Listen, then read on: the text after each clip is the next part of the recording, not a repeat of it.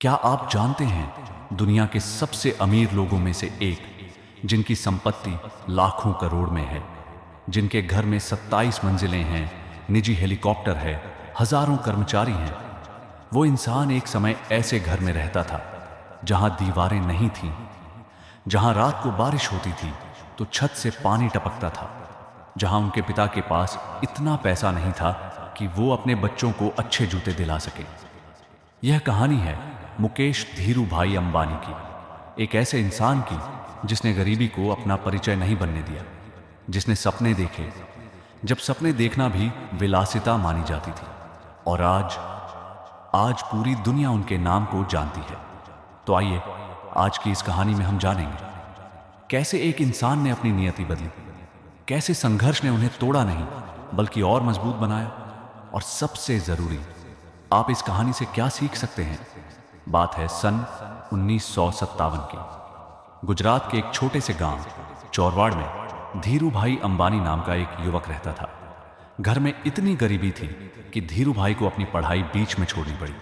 वो यमन गए नौकरी करने, एक छोटे से पेट्रोल पंप पर। लेकिन उनकी आंखों में एक सपना था, एक ऐसा भारत बनाने का जहां गरीब का बच्चा भी अमीर बन सके। 1966 में उन्होंने रिलायंस की नींव रखी, मात्र 15,000 रुपए की पूंजी से, और यहीं पैदा हुए मुकेश अंबानी। 19 अप्रैल 1957। एक बेटा जिसे पिता ने सपने विरासत में दिए, पैसे नहीं। मुकेश की परवरिश मुंबई के एक छोटे से फ्लैट में हुई जहां पूरा परिवार एक ही कमरे में सोता था। लेकिन उस घर में एक चीज हमेशा भरपूर थी, पिता के सपने और उन सपनों को पूरा करने की जिद। धीरूभाई अक्सर मुकेश से कहते थे, बेटा सोचो बड़ा, डरो मत, जो दूसरे सोचते हैं तुम वो करके दिखाओ। और मुकेश ने यह बात जीवन भर नहीं भूली। मुकेश अंबानी ने मुंबई के हिल ग्रेंज हाई स्कूल से पढ़ाई की, फिर आईआईटी मुंबई से केमिकल इंजीनियरिंग में दाखिला लिया। आईआईटी जहां भारत के सबसे तेज दिमाग पढ़ते हैं, लेकिन मुकेश वहां भी अलग थे। पढ़ाई में तेज, लेकिन दिल में हमेशा व्यापार किया। आईआईटी के बाद पिता ने उन्हें स्टैनफोर्ड बिजनेस स्कूल भेजा, अमेरिका, दुनिया का सबसे बड़ा व्यापारिक विश्वविद्यालय। यहां मुकेश ने एमबीए शुरू किया, लेकिन तभी 1981 में पिता ने बुलाया, बेटा पढ़ाई छोड़ो, घर आ जाओ, मुझे तुम्हारी जरूरत है। और मुकेश स्टैनफोर्ड की एमबीए अधूरी छोड़कर वापस आ गए, बिना सवाल किए, बिना शिकायत के, क्योंकि उनके लिए परिवार पहले था। यह फैसला उनकी कमजोरी नहीं था, यह उनकी ताकत थी।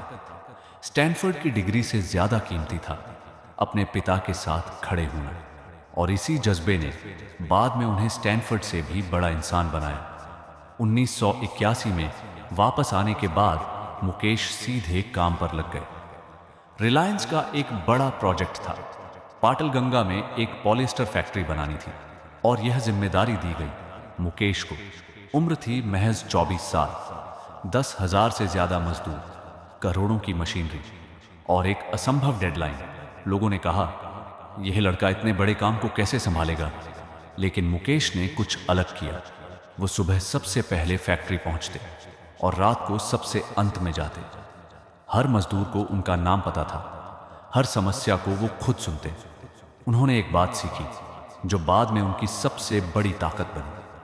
टीम को लीड करना है तो उनसे ऊपर मत खड़े रहो, उनके साथ चलो। और फैक्ट्री तय समय से पहले तैयार हो गई। पूरा देश हैरान था। पिता गर्व से भर गए, और मुकेश ने समझ लिया कि वो सिर्फ एक बेटे नहीं, एक नेता है। 2002 का साल, जुलाई की एक रात, धीरूभाई अंबानी ब्रेन हैमरेज से दुनिया छोड़ गए। मुकेश की दुनिया थम गई। वो पिता जो उनके सबसे बड़े गुरु थे, सबसे बड़े दोस्त थे, वो पिता जिन्होंने उन्हें सिखाया था कि हार नहीं मानते, अचानक चले गए। लेकिन दुख के साथ आया एक और तूफान। भाई मुकेश और अनिल के बीच व्यापार को लेकर विवाद। यह विवाद सिर्फ व्यापार का नहीं था, यह दो भाइयों का दर्द था, दो सपनों की टकराहट थी। पूरा देश देख रहा था, अंबानी परिवार। मीडिया में रोज खबरें, कभी लड़ाई, कभी सुलह, कभी अदालत। 2005 में मां कोकिलाबेन ने मध्यस्थता की और एक समझौता हुआ। रिलायंस दो हिस्सों में बंटी। मुकेश को मिला रिलायंस इंडस्ट्रीज, और यहीं से शुरू हुई मुकेश अंबानी की असली कहानी। क्योंकि जब सब यह सोच रहे थे कि अंबानी साम्राज्य टूट गया, मुकेश एक नई इमारत खड़ी करने में लग गए थे। भारत में इंटरनेट था, लेकिन महंगा था। 1 गीगाबाइट डेटा के लिए लोग 250 से 300 रुपये देते थे। गांव का किसान इंटरनेट के बारे में सोच भी नहीं सकता था। और तब 5 सितंबर 2016 को जियो लॉन्च हुआ, मुफ्त, बिल्कुल मुफ्त।